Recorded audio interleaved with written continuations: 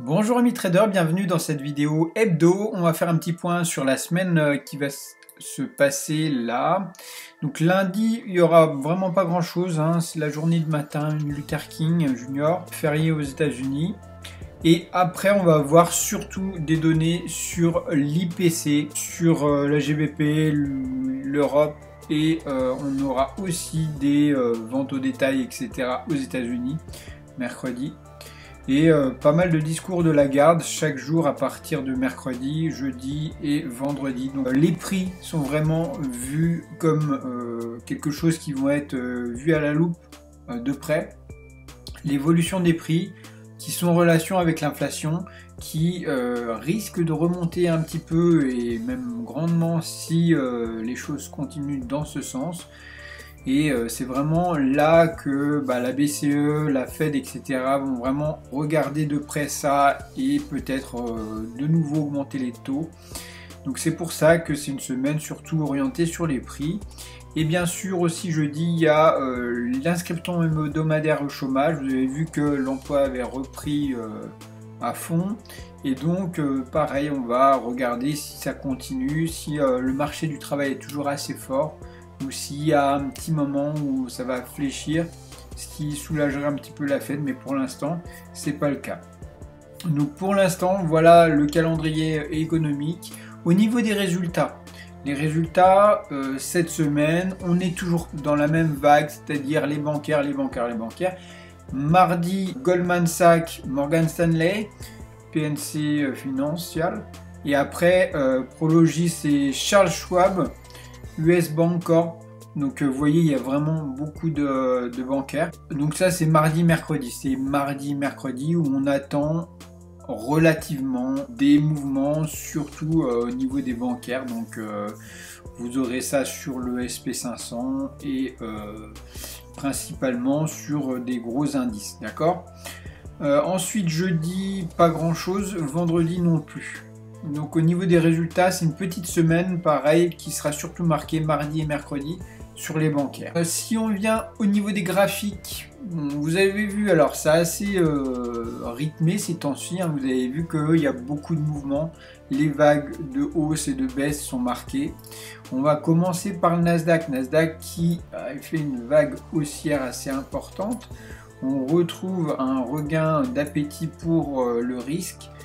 Risque qui se tasse, arrivé sur les sommets comme d'habitude, mais on a eu une belle occasion de regain d'énergie. Là, on est sur le Dow Jones. Vous voyez que le Dow Jones n'a pas eu d'augmentation comme le Nasdaq, donc les techs vont bon train. Beaucoup moins de volatilité en tout cas sur le Dow Jones qui reste vraiment autour des 37 500 points. Donc rien à signaler, on est sur une phase d'attente pour l'instant. On navigue un petit peu entre les réponses de la Fed, etc. Donc on est un peu en stand-by. Vous voyez que le SP500 c'est entre les deux, entre le Nasdaq et le Dow Jones. On n'est pas à fond à l'achat. On est sur des plus hauts, hein, donc on reste prudent. Sur le SP500, vous voyez qu'on a atteint quasiment les plus hauts historiques de décembre 2021. Donc ici, on est vraiment sur des niveaux clés de retournement de marché potentiel. Alors on a eu une première vague de baisse à ce niveau-là sur le début de l'année, hein. On est remonté jusque là et pour l'instant, qu'est-ce qu'on va faire? C'est vraiment la question qu'on va se poser. Les résultats des bancaires seront déjà un premier indice, mais surtout, moi je pense qu'il y a c'est la bascule un petit peu sur les personnes qui sont sur du risque, qui risquent de basculer sur des prêts, des obligations d'entreprise certainement, qui donneront des taux intéressants, beaucoup plus intéressants et moins risqués que les actions. Donc il y a peut-être potentiellement un retournement sur le marché action qui risque de partir en baisse. On verra de toute façon ça avec les différentes choses, c'est-à-dire l'indice des prix, le chômage et les résultats des entreprises sur la semaine prochaine. Alors si on regarde les obligations d'État, vous avez vu qu'on est resté baissier en début d'année Et là, on n'a vraiment rien fait pendant une semaine. Donc, on s'attend à certainement une compression qui va sortir, soit par le haut, par le bas, à un moment donné. Sur l'or, alors vous avez vu que l'or reste assez haut, relativement haut, étant donné que, comme on sait, hein, il y a toutes ces tensions à droite, à gauche autour du monde, donc vraiment prudence. Alors, petit point dernièrement sur le Bitcoin. Bitcoin, vous avez vu, il y a le dernier coup de maître de validation d'un ETF sur le Bitcoin la semaine dernière, même vendredi avant, et on s'attendait, enfin beaucoup de monde s'attendait à ce que le Bitcoin allait s'apprécier. Malheureusement, c'est BlackRock qui est derrière tout ça, et eux, ils ont toutes les mains. Donc, qu'est-ce qu'ils ont fait? Tout simplement, ils ont vendu, hein.